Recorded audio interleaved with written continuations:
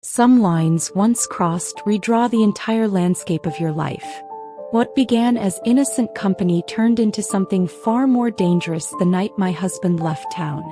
And his best friend did the unthinkable. Maeva, 38. Married for 13 years to my college sweetheart Ethan. We built our lives from scratch. Careers, a beautiful home, 2 amazing kids. Safe, predictable, trustworthy. But the night Ethan went out of town for a business trip, a boundary shattered. Because of the one man we trusted in our lives more than anyone else. His best friend, Ryan. This is the story of how it all happened. Of desire, betrayal, guilt, and the one moment that changed everything I thought I knew about myself. Ryan and Ethan met in their freshman dorm. While Ethan was the responsible one, organized, cautious, always following the rules, Ryan was charismatic, spontaneous, and a little reckless. But somehow they balanced each other. I met Ryan the same night I met Ethan. He flirted with me shamelessly even while Ethan was clearly interested. But when I chose Ethan, Ryan backed off. Or so I thought. He became a permanent part of our lives. Dinners. Holidays. He was Uncle Ryan to our kids. Single. Fun. Reliable. A fixture in our inner circle. But I never forgot the way he looked at me when he thought no one was watching. Ethan rarely traveled for work. But when a 3-day conference in Chicago came up, he had to go. I stayed behind with the kids. The first night was uneventful. I tucked in the kids, watched some Netflix, and went to bed early. The second night I got a text from Ryan. Need anything? I'm nearby. Can swing by. I hesitated. But he was always around. Always helpful. Sure, I replied. Wine. He showed up 20 minutes later with a bottle and that cocky smile. We sat on the couch talking like old friends. He made me laugh. Told me stories from his latest dates. Then the conversation turned serious. You ever feel like you're just playing the role of someone's wife? Like the real you disappeared. I stared at him. No one ever asks me that, I said. He leaned in, voice low. Because no one really sees you. But I do.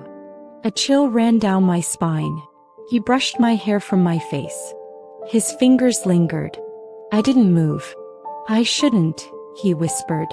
But I want to. My heart pounded. My mind screamed to stop. But my body responded. He kissed me. Slow, soft, testing the waters. I didn't stop him. We broke apart. Both breathing hard. I should go, he said. But he didn't. I stood, heart racing. We can't do this. But you want to, he said. And the worst part? I did. He stepped closer. Took my hand. Led me to the stairs. Every step felt heavier than the last. It wasn't gentle. It wasn't romantic. It was desperate. Consuming. He knew my body in ways that terrified me, like he'd memorized me long ago. We collapsed into silence afterward. Guilt already clawing at my chest. I've wanted this since the day we met, he said. I turned away. Don't say that. But deep down I already knew. I woke up alone. Ryan left a note. I'll never regret last night. But I understand if you do. I felt sick. Ethan called that afternoon. His voice so cheerful, so trusting. I miss you, he said. Tears burned my eyes. I miss you too.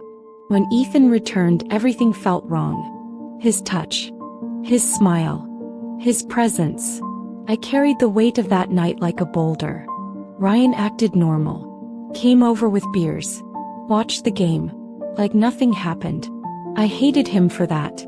But I hated myself more. 2 weeks later it happened again. This time at his apartment. A pretext.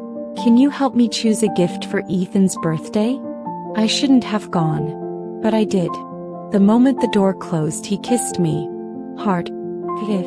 We didn't even make it to the bedroom. I hated how much I wanted it. It became routine. Secret meetings. Excuses. Lies.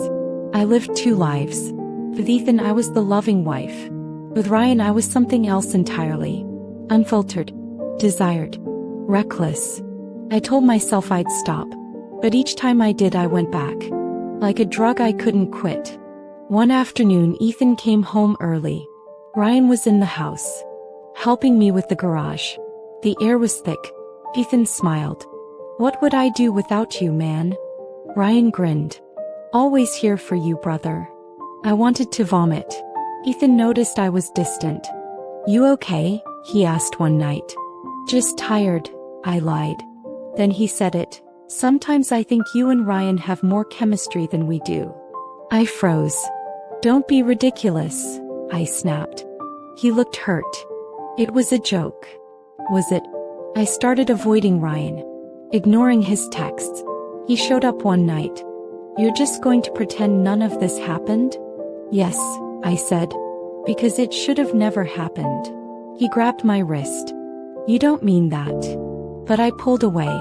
"It's over." I couldn't take it anymore. I told Ethan.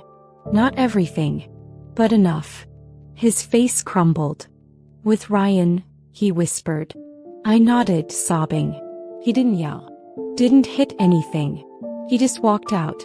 He didn't come home that night. Or the next. The kids asked questions. I had no answers. Ryan tried to contact me. I blocked him. The silence was deafening. But I deserved every second of it. Ethan returned a week later. Packed a bag. Told the kids he needed time. He barely looked at me. "We had everything," he said. "And you destroyed it." I reached for him. He stepped back. "You didn't just betray me. You betrayed us." I've spent the past 6 months rebuilding. Therapy. Journaling. Facing my demons. Ethan and I talk slowly. He hasn't forgiven me. But he hasn't left completely either. Ryan. Gone. From our lives.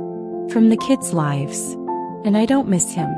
I miss who I was before I crossed that line. But maybe that version of me never truly existed. Infidelity doesn't start with sex. It starts with silence. With the things we don't say. The emptiness we don't acknowledge. I loved Ethan. I still do. But I lost him not the night I slept with Ryan, but the moment I stopped letting him see the parts of me that needed saving. Now, I'm learning to face them myself. If this story struck a nerve or sparked a thought, don't leave in silence. Drop a comment and let us know how you feel. What's your take on betrayal, forgiveness, and emotional boundaries?